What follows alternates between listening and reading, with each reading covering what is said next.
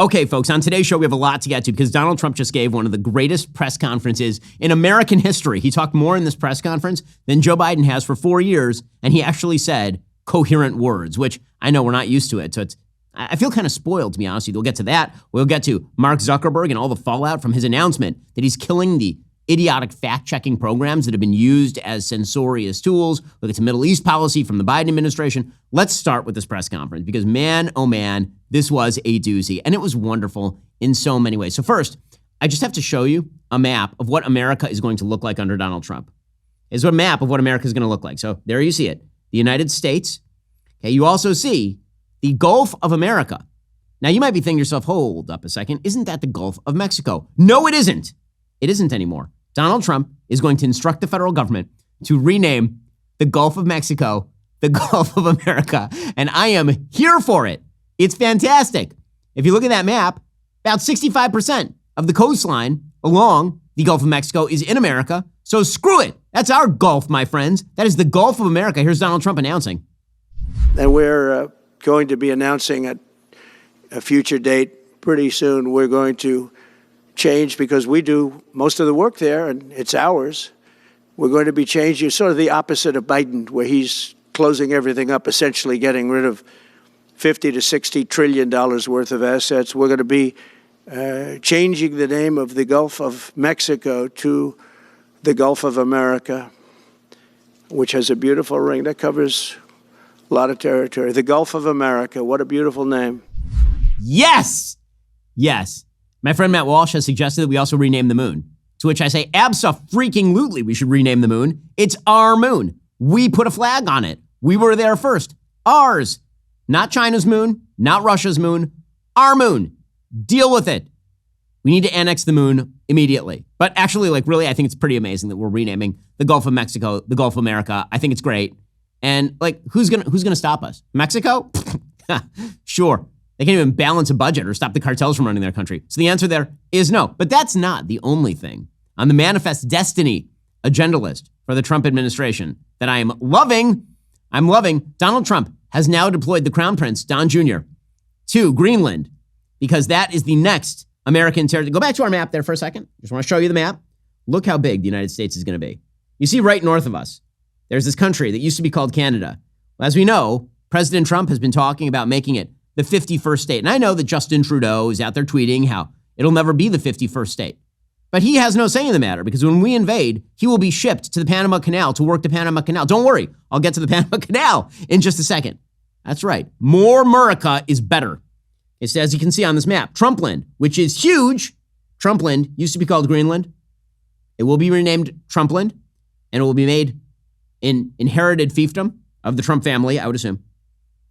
In actuality, we really should actually take Greenland, though, because Greenland actually is quite a vital place territorially. The United States actually spends on the military defense of Greenland. Like right now, we have military bases in Greenland. We use Greenland's northern border in order to protect Arctic shipping.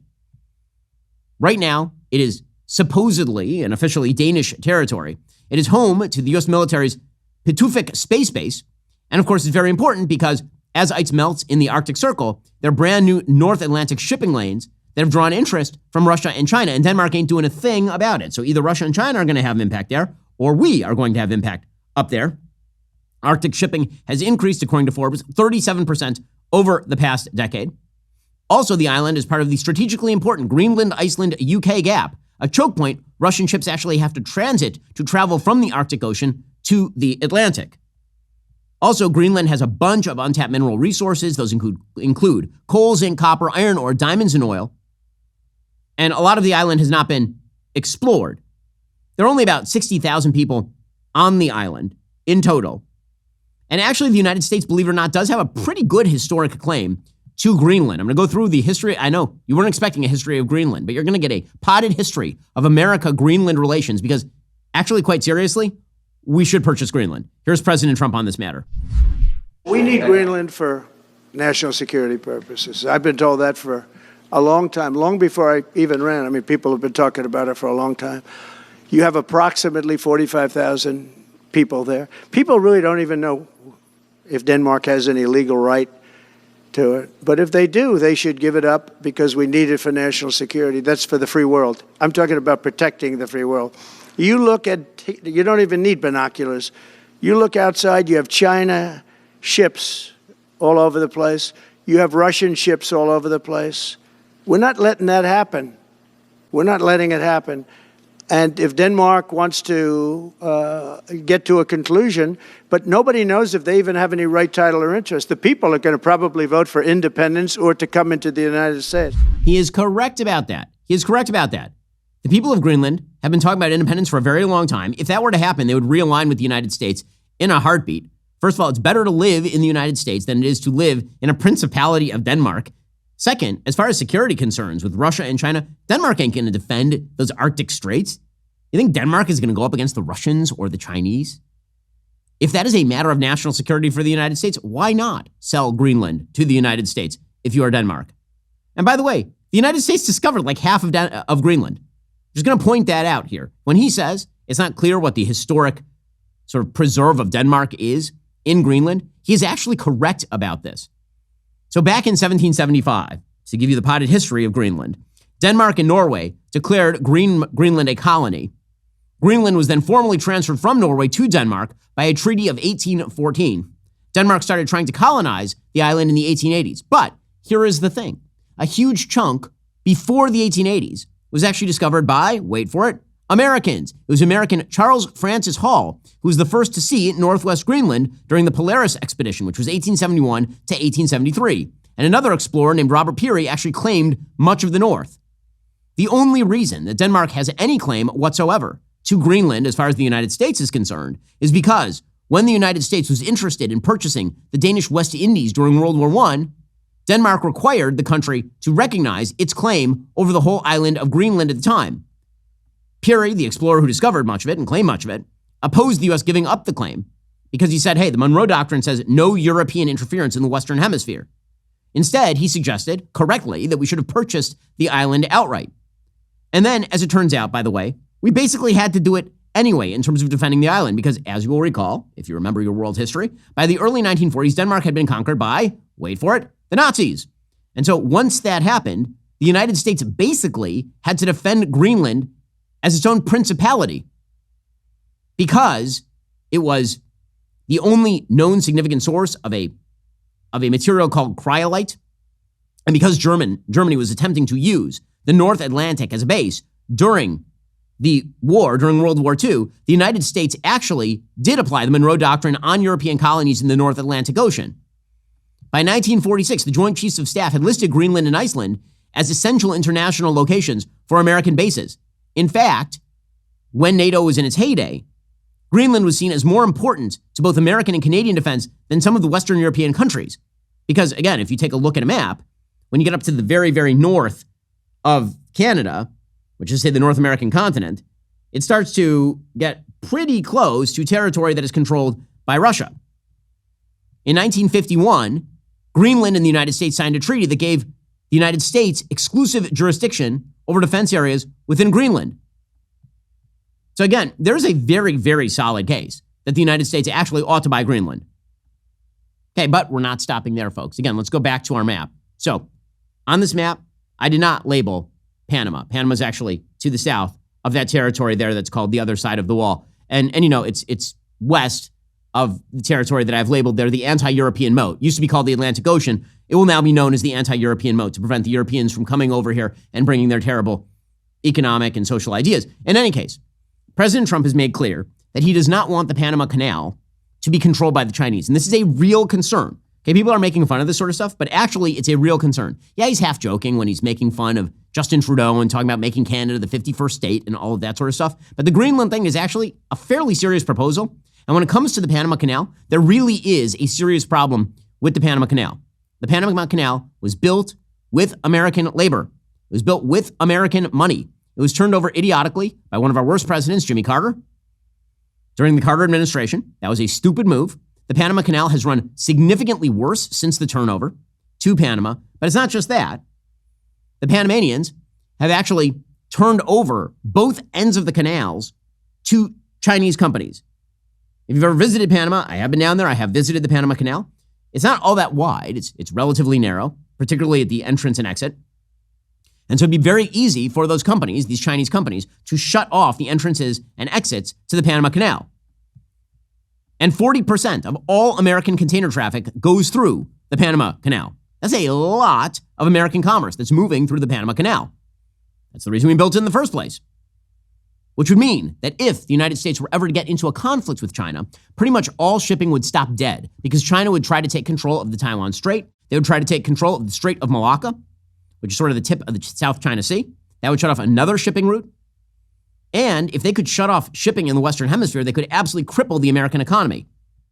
You know, China shutting off the shipping, that's a major, major issue. And there's a lot of economic uncertainty these days. Smart investors are paying attention to the signs. With increased tariffs reshaping our trade relationships and sweeping changes to taxes and regulations, one investment vehicle has stood the test of time: gold. That's why I'm excited to tell you about a groundbreaking resource from my trusted partner, Birch Gold Group. They've just released the ultimate guide for gold in the Trump era, featuring an exclusive forward by Donald Trump Jr. The numbers don't lie. Our national debt keeps climbing, with it the interest payments that burden our economy. In these challenging times, gold is still your hedge against a weakened dollar. And Birch Gold is still the company I trust to help you convert an existing IRA or 401k into a tax-sheltered IRA in gold. Text BEN to 989898 for your free copy of the ultimate guide for gold in the Trump era. There is no obligation, only information. With an A+ rating from the Better Business Bureau, countless 5-star reviews, and thousands of happy customers, you too can trust Birch Gold. Text my name, Ben, to the number 989898 today. Ask all of your questions, and then when you feel ready, invest in precious metals with my friends over at Birch Gold. Again, go check them out by texting my name, Ben, to the number 989898 today.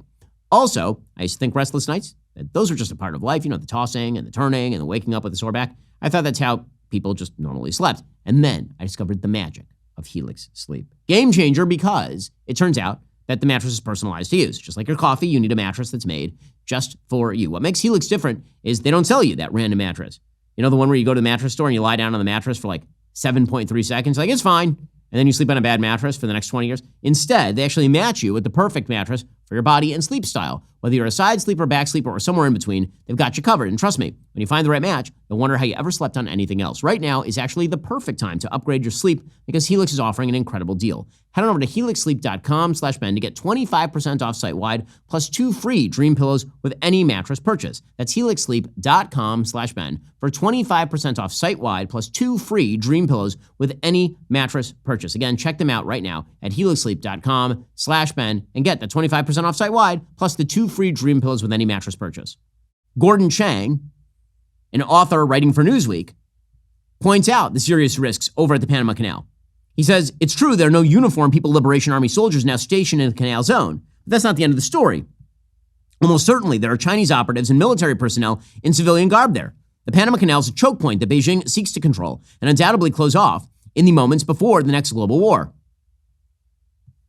For instance, C.K. Hutchison Holdings, through its stake in Panama Ports Company, operates a port in Balboa at the Pacific end of the canal and in Cristobal at the Atlantic end of the canal. Hutchison, therefore, is the biggest port operator in the zone. The Panama Maritime Authority renewed Hutchison's 25-year concession to the 2 ports in June of 2021. Now, Hutchison is supposedly a private company in Hong Kong, but as you'll recall, the Chinese took over Hong Kong, which means that every company that is being operated from Hong Kong is under the thumb of the Chinese Communist Party. In times of war, those facilities would be controlled by the People's Liberation Army. General Laura Richardson, who is the head of the U.S. Southern Command in July 2022, said in Aspen, quote, I was just in Panama about a month ago, flying along the Panama Canal, looking at all the state-owned enterprises from the PRC on each side of the Panama Canal. They look like civilian companies or state-owned enterprises that could be used for dual use and could be quickly changed over to a military capability. R. Evan Ellis, professor of Latin American Studies at the U.S. Army War College, said, quote, there are numerous ways a knowledgeable actor like the PRC, its companies and agents, could temporarily shut down the canal. The risk does not come so much from the physical control of ports on both sides of the canal, but the knowledge and access that comes from China's significant commercial and other activities across Panama. That gives China bases from which to act. Also, China is embedded into the zone's infrastructure, including telecom systems that were supplied by, wait for it, Huawei, which is the Chinese official telecom association that basically embeds all sorts of intelligence apparatus inside the internet. Surveillance cameras and other equipment has been provided by Hikvision, which again is a Chinese company. There's another bridge over the canal, and China's building that one as well. So, serious problems in the Panama Canal. Here's President Trump talking about the Panama Canal. The Panama Canal was built for our military. I'm not going to commit to that now. It might be that you'll have to do something. Look, the Panama Canal is vital to our country. It's being operated by China. And we gave the Panama Canal to Panama. We didn't give it to China. And they've abused it. Yes, this. Yes. Great. Very good Trump. Very, very good Trump. This is best Trump. This is excellent. It is just an added benefit, by the way, that's ticking off the entire left-wing media. Like, no, the hue and cry. No, there can't be more America. We can't talk about expanding America. We have to talk about contracting American territory. We have to do land acknowledgments. That's the most important thing. This is crazy. We can't do this stuff. This is bad. Here is CNN whining. One of the biggest things that stood out to me from that press conference, from moments when Trump got out there before he even started taking questions, is the level of anger. He's really agitated. Well, we know why. He made it quite clear a few moments in. It's two things. It's his legal issues overall, but it's the sentencing that he is facing on Friday that so far is still, Judge Merchan has denied efforts to delay it. His attorneys are still working to do so. And two, it's this report by Jack Smith that we are told is imminent and is going to come out. It is remarkable, somebody who is 2 weeks from resuming the presidency of the United States, who, whether you voted for him or not, whether you like him or not, just engineered a remarkable historical political comeback, is so whiny and so full of grievances. Now, that is Donald Trump's trademark. That has been his trademark since he came down that escalator. He uses grievance to keep his people together, to keep his base together, and to keep his team loyal. Ugh, you want to talk who's whining? You guys are whining. I'm sorry you lost, but you did. Meanwhile, by the way, over at the Washington Post, Philip Bump has an entire column titled, "Trump Takes America First to its Expansionist Endpoint." Oh, no. No, we must never talk about the Gulf of America. That's bad, because you see, America's bad. And the more things we name after America, the worse it is. Quote, "The Gulf of Mexico has been named the Gulf of Mexico since before the United States of America was named the United States of America," says Philip Bump. Since, that is, before there was a United States of America. You can see that name used on old maps, like the one produced in France in 1717. George Washington wasn't born until more than a decade after that map was made. And yet, in a few months, the Gulf might carry a new name, at least in the eyes of a U.S. officialdom, the Gulf of America. This isn't a reorienting of geography, akin to when Trump, during his first term in office, drew a black line on a map of the southeastern United States. It is instead part of a much less innocuous pattern, one that has Trump extending his America First mantra to suggest that this nation has dominion over territory it doesn't currently control. Oh, no. No. It's no. Okay, let's be clear about this. America's manifest destiny was a good thing. It is very good that America spans coast to coast. That is a wonderful thing. If America were to buy Greenland, that would also be a wonderful thing. If America were to either convince Panama to better control the Panama Canal, to take it out of Chinese hands, or to give it over to American control, that would be a very good thing. If Canada were to get rid of Justin Trudeau and elect Pierre Poilievre, then I suppose all the threats of invasion go away. But let's be real about this. The reason Canada is great is because America is great. That is the reality. They're completely dependent on the American economy. They're completely dependent on America's force of arms. Again, that doesn't mean we have to annex every place that's near us. Doesn't mean that we have to take every place over, and we won't. But if a country like Greenland is willing to allow itself, and Denmark is willing to allow it, to be used as a thoroughfare by the Russians and the Chinese, what exactly are we supposed to do? Sit there for that? If the Panama Canal is going to be used as a choke point by the Chinese, are we just supposed to sit there and do nothing about it? What exactly is the plan? My dude, what is the plan, guys? And the answer is there is no plan. It's just to whine about America. Whine about America. Justin Trudeau, by the way, is very angry at the suggestion that he would become governor of the 51st state. At this point, by the way, that is his best political path forward, since he's not going to be prime minister for much longer. He tweeted out, "There isn't a snowball's chance in hell that Canada would become part of the United States. Workers and communities in both our countries benefit from being each other's biggest trading and security partner." Well, I mean, that actually is a pretty solid case for why we should annex you. But in any case, even if we were to annex you, don't worry. You wouldn't end up in Canada. We'd ship you down to Panama so you can work that canal. We need somebody who's going to be working the canal. And Justin Trudeau isn't going to have anything better to do. That wasn't all that Trump had to say at this magnificent press conference. I loved it. It was just great. So, on foreign policy, he was asked about what he is going to do if the hostages are not freed by Hamas by the time he takes office in just 13 days. And here was President Trump's answer. That all hell must be paid if they don't release the You know what that hostages. means, don't you? Well- Do I have to define it for you? Look, all No, I know hell you're not will gonna break out. telegraph If what- those hostages aren't back, I don't want to hurt your negotiation. If they're not back by the time I get into office, all hell will break out in the Middle East. Can you elaborate? And it will not be good for Hamas, and it will not be good, frankly, for anyone. All hell will break out. I don't have to say anymore, but that's what it is. And they should have given them back a long time. They should have never taken them. There should have never been the attack of October 7th. People forget that. But there was, and many people are killed. They're no longer hostages. I have people from Israel and others calling, begging me to get, we had also people there from the United States, just so you know. They're holding some so-called hostages from the U.S. This. Joe Biden never had any moral clarity about this because he's a fool. Donald Trump has moral clarity about this. And this is the correct approach. If Hamas is not afraid, they're not releasing the hostages. It is that simple. There's nothing else that is going to make them release the hostages other than dire threats and action and allowing Israel to do exactly what it needs to do in the Gaza Strip. Okay, and then Trump was asked about the possibility of a preemptive strike on the Iranian nuclear facilities if they were to ramp up their nuclear production. And Trump gave the correct answer on this one too. Again, he gave more answers in this one press conference than Joe Biden has given in 4 years and said more intelligent things in this press conference than Joe Biden has ever said his entire career because Joe Biden was, is, and will be a dullard. And here is President Trump explaining that if Iran were to attempt a nuclear weapon, he's not going to tell you what he would do because he's the president and he's not going to tell some dumb reporter what he's going to do because it's a stupid question. That is correct. That is right. The U.S. launching a preemptive strike on Iran's nuclear facilities. And I said, I don't talk about it. It's a military strategy. But it is a legitimate question. It's something that Well, it's not really, because only a stupid person would answer it. Look, it's a military strategy, and I'm not answering your questions on military strategy. Yes, correct. This is good. And speaking of other good things, President Trump also had some words about Joe Biden's attempts to shut down drilling for oil off pretty much all of America's eastern seaboard on his way out. And Trump says, look, in America, we like to produce energy. American energy independence has made us less dependent on some of the worst places in the world. That is a good thing. And Joe Biden is throttling America's energy independence. Here was President Trump on this. He wants all gas heaters out of your homes and apartments. He wants them to be replaced by essentially electric heaters. I don't know what it is with electric. This guy loves electric. We're going to be ending the electric car mandate quickly, by the way. This guy loves electric. And we don't have enough electricity. And then we have AI where we need more. And he wants everybody to have an electric heater instead of a gas heater. Gas heater is much less expensive.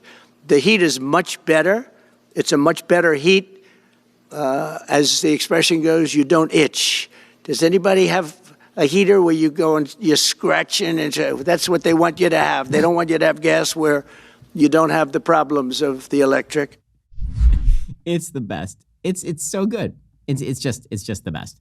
Yeah, America's got a problem. Joe Biden's still in office. But when it comes to grocery shopping, I've got a problem. I'd like to eat healthier, but with my busy schedule and the keeping of the kosher, I never seem to have time to shop for the right ingredients. Well, that's changed thanks to Hungry Root. It's become the easiest way for me to eat healthy. Hungry Root is like having your own personal shopper who really gets you. They handle my weekly grocery shopping. They recommend healthy foods that align perfectly with my taste, nutrition goals, kosher choices. You get high-quality, nutritious food, whether you're looking for anti-inflammatory options or gut-friendly meals, or you're just trying to get more protein in your diet, which I am. The best part, they learn your preferences over time. Everything they offer is free from high fructose corn syrup and artificial preservatives. They even source top quality meats without hormones or antibiotics. My weekly deliveries can include everything from fresh smoothie ingredients and ready-to-eat meals to salad kits. It's transformed how I approach healthy eating. You're going to love Hungry Root because it's awesome. Take advantage of this exclusive offer. For a limited time, get 40% off your first box, plus get a free item in every box for life. Go to hungryroot.com/Ben. Use code Ben. That's hungryroot.com/Ben. Code Ben. Get 40% off your first box and a free item of your choice for life.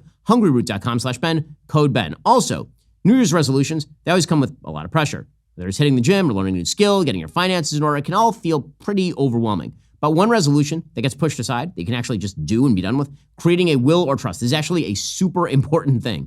You know it's important, but it feels like a daunting task. Well, that's where trust and will comes in. I recently went through the process. I took a look at it. I was amazed at how straightforward it is. You can literally create your estate plan while you're relaxing on your couch. Their platform is designed by attorneys, but it's customizable by you, which makes it both reliable and personal. And they guide you through everything, step by step. Every will or trust is state-specific. It's legally valid, covers everything from care wishes to guardian nominations. Listen, you don't want the state doing this if you die. You want to preset all this stuff. Plus, all your documents are stored securely with bank-level encryption, giving your family easy access when they need it the most. The best part, you're not alone in the process. They offer live customer support through phone, chat, and email. They've helped hundreds of thousands of families already. They have an excellent rating and thousands of 5-star reviews on Trustpilot. Those speak for themselves. Check one of your goals off early this year with Trust and Will. Protect what matters most in minutes. Trustandwill.com/Shapiro. Get 10% off plus free shipping. That's 10% off and free shipping at trustandwill.com/Shapiro. Okay, among other things the Trump administration will be doing, Tom Homan, who again, straight out of central casting, he's going to be in charge of making sure that the border is closed and that illegal immigrants are deported. He's the border czar. He was on Fox News, or Fox Business rather, yesterday. And he says, listen, I'm perfectly willing to talk with the press about what it is that I do. I'm going to be more transparent than you have ever had before. Here he was yesterday. You're planning to hold weekly White House press briefings. What will be in those briefings? They put the border right at the very center of the White House and the administration. What will you be doing in the briefings? A list of deportees? We'll be doing what the current administration isn't doing, Byron. We're going to be transparent with the American people. Well, good. And here's the thing. Trump is not hiding the ball. Nobody was hiding the ball. What you saw with President Trump is what you're going to get with President Trump. And the American people, by the polling data, like it. President Trump's approval ratings are in positive territory for probably the first time in his entire political career. Meanwhile, the House passed a bill on Tuesday that would target undocumented immigrants charged with nonviolent crimes for deportation, according to the New York Times, an opening salvo from a Republican majority that has vowed to deliver on President-elect Donald J. Trump's promised crackdown at the border. The measure, by the way, drew unanimous Republican support and also 48 Democrats. This measure was named after Laken Riley, the 22-year-old nursing student who was killed last year in Georgia by an illegal immigrant who had crossed into the United States and was arrested and charged with shoplifting, but was not detained. The idea being, if you come here and you commit a nonviolent offense, you still shouldn't be here. You shouldn't be here. You should go away. You should not be in the country. This is very commonsensical. The fact that more than 2/3 of Democrats voted against this demonstrates where the Democratic Party is. And they are totally disconnected from the American people. The American people are not interested in illegal immigrant shoplifters remaining in the country. To what end, precisely? In the Senate, by the way, John Fetterman is joining as a co-sponsor because Fetterman is the only Democrat who has his head screwed on straight. And that was after I had a stroke.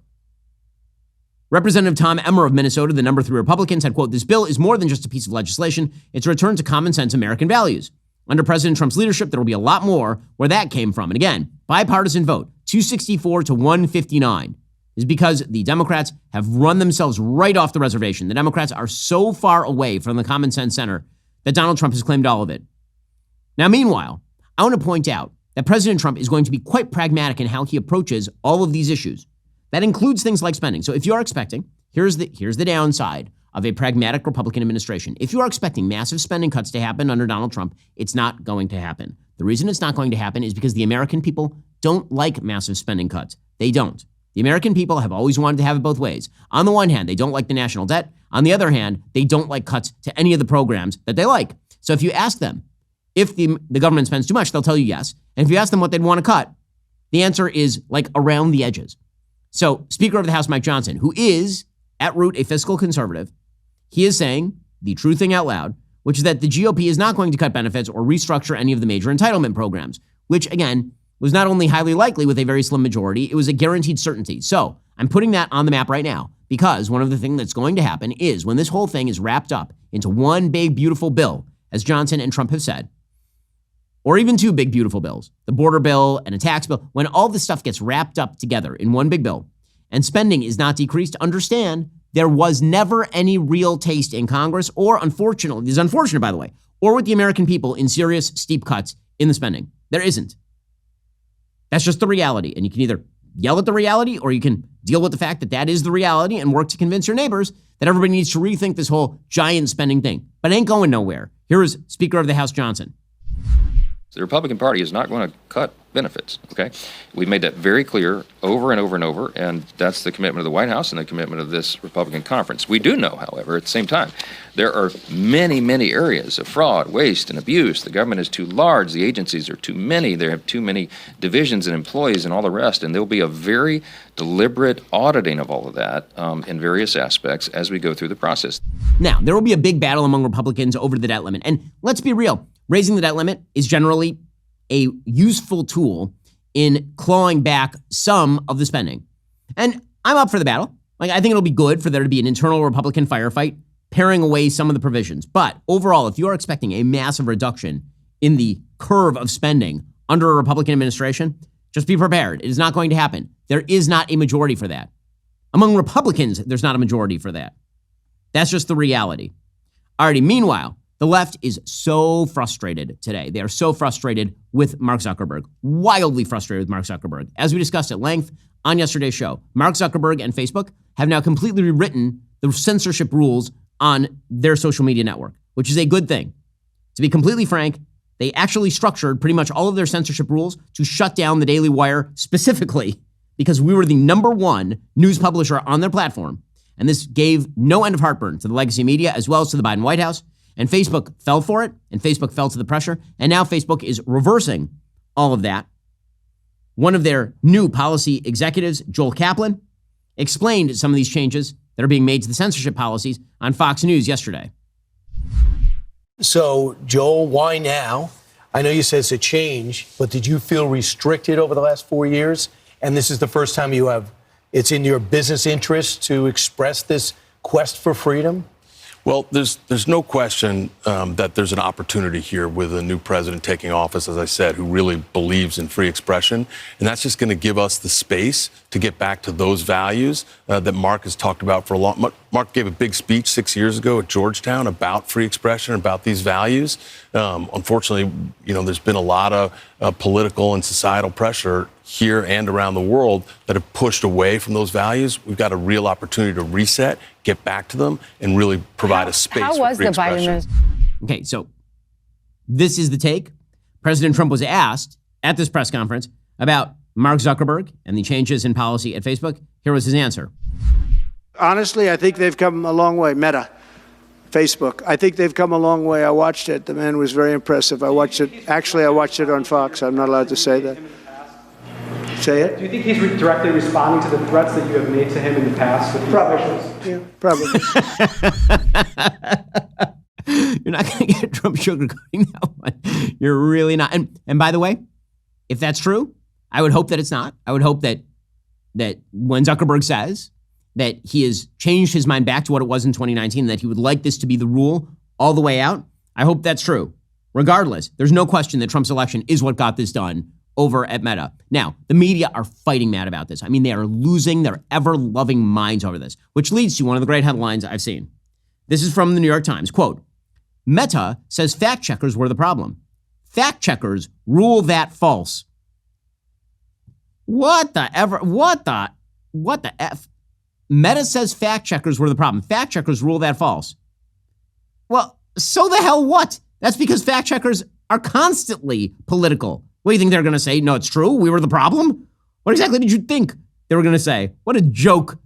This headline should have been from the Babylon Bee.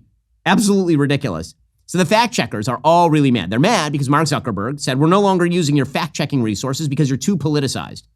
He said, quote, fact checkers have been too politically biased and they've destroyed more trust than they created. That is 100% true. 100% true. And they are mad as hell. They are so mad. They're mad for a couple reasons. One, somebody called them on their bull. And two, they're really, really mad because all their money's going away and they need the subsidies of big social media companies. Don't you see the Democrats cudgeled social media into paying their friends at the fact-checking organizations to fact-check on behalf of Democrats, to help out Democrats and to hurt Republicans. And now the gravy train is going away and these people are going to have to get real jobs where they, earn a living doing useful things as opposed to being leeches on the ass of society. These are the patronage friends of Democrats given top-level jobs outside social media companies in order to police speech. That's what these fact checkers were, and they are mad as hell. Neil Brown, president of the Poynter Institute, a global nonprofit that runs PolitiFact, said, quote, "I don't believe we were doing anything in any form with bias. There's a mountain of what could be checked, and we were grabbing what we could." Sure. Yeah, you no bias at all. None. You did an amazing job, guys. So when you fact checked the same statement by Trump and Biden, but for Trump it was false and for Biden it was true, no problem whatsoever. No problem. When you treated every Joe Biden lie as a slip of the tongue and every Donald Trump generality as an overt lie, that was unbiased, totally unbiased. Meta's fact checkers, by the way, have called an emergency meeting, according to Business Insider. The International Fact-Checking Network has convened an emergency meeting of its members following Meta's announcement on Tuesday it will end its third-party fact-checking partnerships in the U.S. and replace them with a form of community notes. In an interview with Business Insider, the IFCN's director, Angie Holan, confirmed that the meeting scheduled for Wednesday was organized in direct response to Meta's decision. Quote, "We hold these meetings monthly, but we called this one specifically because of today's news."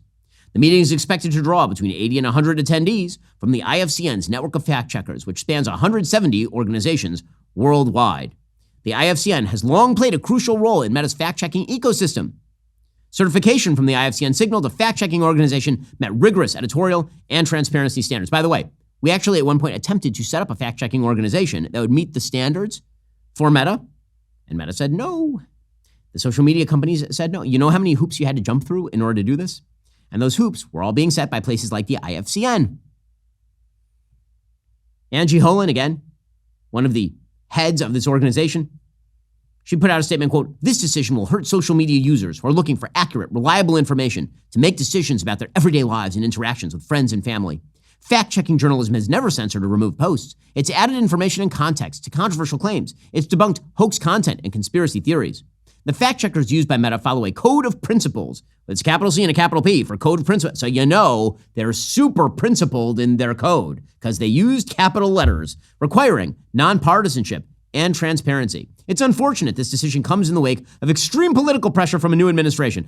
Man, the gaslighting is so strong. It is so strong. The gaslighting, which is you guys were only put in place because of pressure from Democrats, because of pressure from the legacy media on Zuckerberg and Meta. That is the only reason you had your jobs in the first place. And now those jobs are going away because all the pressure went away.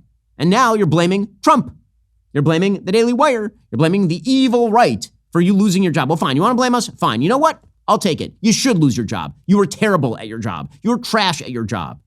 Your job was to be unbiased fact checkers, and instead you decided to be tools of censorious oppression and repression. That's what you were. Good on Meta for getting rid of you, for tossing you out on your ass. Go get a real job. Seriously, learn to code. All right, in just 1 second, we'll get to the latest with Joe Biden. I know these last 13 days, they feel interminable. They're never going to end. When will he go? When will he go? First, kick off 2025 with 25% off a new Daily Wire Plus annual membership. This year will be one for the history books. In less than 2 weeks, President Trump will be inaugurated. The Daily Wire will be there with live, uncensored coverage of every monumental moment. While we celebrate what's ahead, the fight is not yet over. 2025 has already reminded us the bad guys don't rest, neither do we. Join us in the fight right now. Get 25% off your new Daily Wire Plus annual membership. Every dollar fuels our mission. Go to dailywire.com/subscribe. Join today. Alrighty, meanwhile, President Biden just won't go. Remember that guy when he was president? He's still president. I know. It's a mystery to all of us. Why is he still there? Like, he's been dead for years, and there he is, still doing things. It's kind of amazing. I guess just proving one of Newton's laws of motion, that an object at rest stays at rest, and an object in motion stays in motion. What if the object is technically at rest, but seems like it's in motion? That's sort of the story of President Biden. Well, I guess as his final farewell, he's going to release as many terrorists as humanly possible into the world political sphere. On Monday, the Biden administration announced the transfer of 11 Yemeni detainees, including 2 former bodyguards for Osama bin Laden, to Oman, which has agreed to help resettle them amid steps to reduce the population at Gitmo. Yes, it was such a big deal. Oh no, we can't hold terrorists at Guantanamo Bay because then bad things might happen to them at Guantanamo Bay. Oh no, terrorists at oh no. It was always stupid to be upset that we were holding terrorists at Guantanamo. It was always dumb. I never cared. I'm not sure why anyone cared. They're terrorists. In any case, the idea here is that all these people are now going to be released. The Defense Department said, quote, "The United States appreciates the willingness of the government of Oman and other partners to support ongoing U.S. efforts focused on responsibly reducing the detainee population and ultimately closing Gitmo." The 11 detainees were identified as Uthman Abd al-Rahim Mohammed Uthman, Mohd Hamza Ahmed al-Alwi, Khalid Ahmed Qasim, Suhail Abdul Anem al-Sharabi. This is just an exercise in seeing how many Arabic names I can read. Hani Salah Rashid Abdullah, Tawfiq Nasir Awad al-Bihani, Omar Mohammed Ali al-Rahma, Sanad Ali Islam al-Kazimi, Hassan Mohammed Ali Bib Atash, Sharkawi Abdu Ali al-Haj, and Abd al-Salam al-Khila. So if I named one of your friends, come on down and collect your winnings. In any case, all these people are terrorists. We are now going to release them to Oman. Certainly they won't go back to, doing terrorism. That would be crazy if they did that. Like every other terrorist seemingly that we release.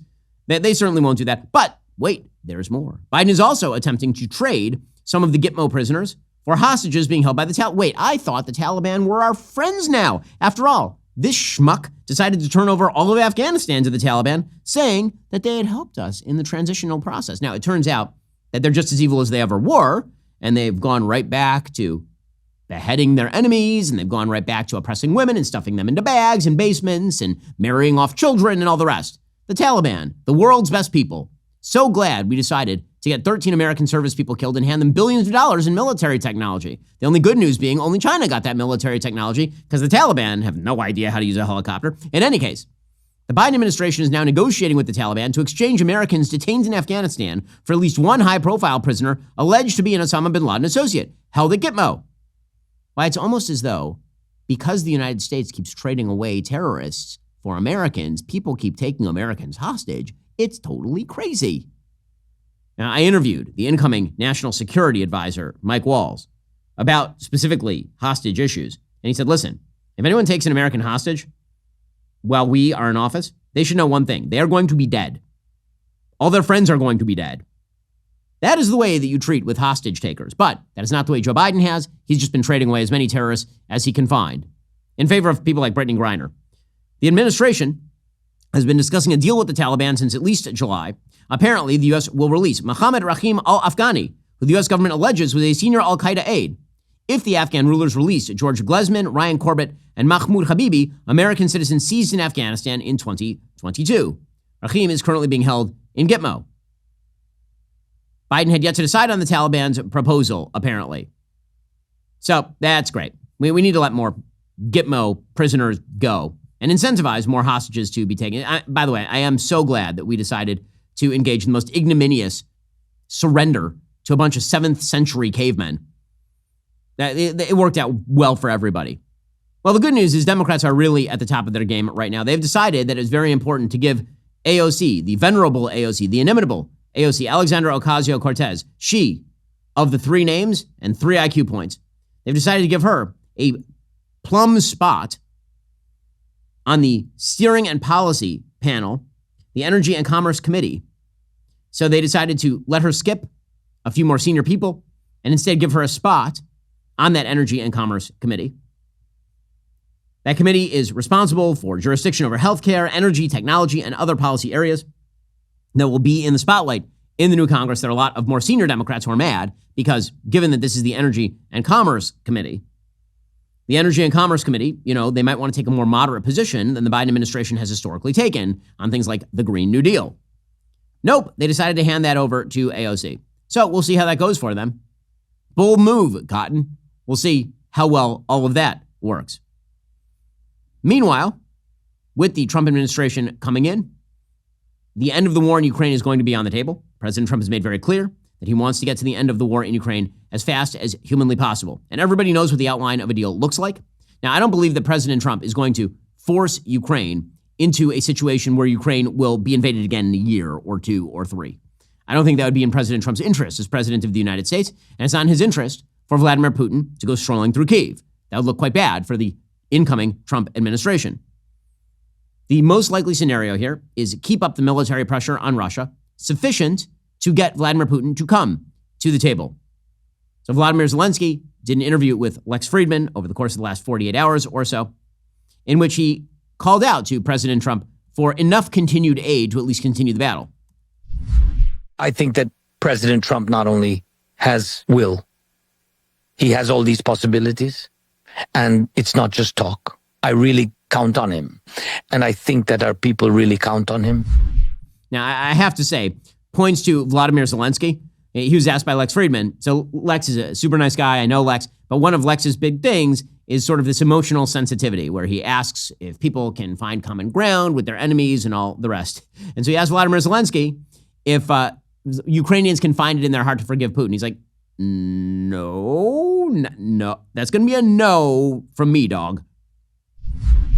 The reality is that a compromise is needed in order to reach an agreement. In your understanding, the fact that he is in jailed after all the murders, he is not in jailed assuming all the murders, and no one in the world is able to put him in his place, send him to prison. Do you think this is a small compromise?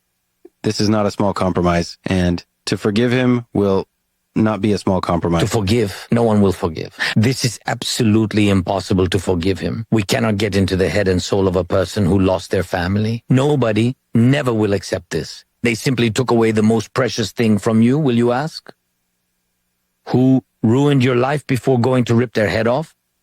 I'm just curious. They took your child away. Are you going to ask who did this? And they will answer that dude did this. You will say, oh, well, then there are no questions. No, you will go hell and bite their head off. And it will be fair. Hey, he ain't wrong. Vladimir Putin is a bad guy. He's a very, very bad man, Vladimir Putin. He is a brutal, vicious dictator who kills his enemies and runs his country with iron control via a network of oligarchs he pays using monies and resources that actually should be in the hands of the citizens of Russia who are not in the corrupt pay of the current regime in Russia. All that said, President Trump is looking for a practical off-ramp here. What's amazing here is the Washington Post take. So the Washington Post actually put out an editorial, and the Washington Post editorial is amazing. It says, quote, Ukraine risks losing the war. A Trump-imposed bad deal would be worse than losing the war? How? You're going to have to explain that one. You're going to have to explain. So the great fear for the Washington Post is that Trump might cut a deal. So whatever Ukraine does, they must never take the deal. Never, ever take the deal. If you take the deal, then, Trump might get a win and this war might end. Instead, you have to have the war continue, even though there is no hope that Ukraine is going to outright win the war by pushing Russia completely out of the Donbass region or Crimea. The war is going to come to an end because it has to come to an end, because there is not an endless supply of men in Ukraine, nor is there an endless supply of desire in Russia for a continued war that ends in stalemate due to technical inferiority on the battlefield. So the most likely scenario here is, once again, a stalemate. The lines get drawn pretty closely where they are in place. Security guarantees to Ukraine to prevent future invasions by Russia. Everyone knows this is the most likely end to the war, and that's why everyone's getting more realistic as President Trump comes closer to the office of the presidency day by day. Already coming up, there is yet more good news for Republicans. We're going to take a look at a magical map. If you're not a member, become a member, use code Shapiro checkout for 2 months free on all annual plans. Click that link in the description and join us.